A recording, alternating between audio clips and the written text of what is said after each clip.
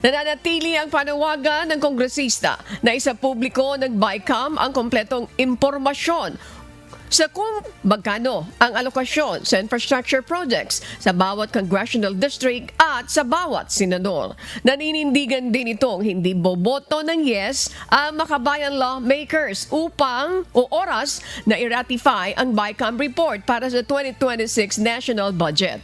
Dahil ito sa pananatili ng mga questionableng probisyon gaya ng pork barrel system and program appropriations at iba pa.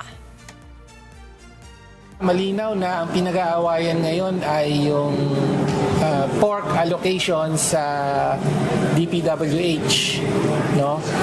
At katunayan, sinasabi na natin to, hindi talaga ganap na transparent yung proseso ng BICAM, no? In the first place, hindi naman pinakikita sa publiko yung mga allocations, yung mga so-called allocables.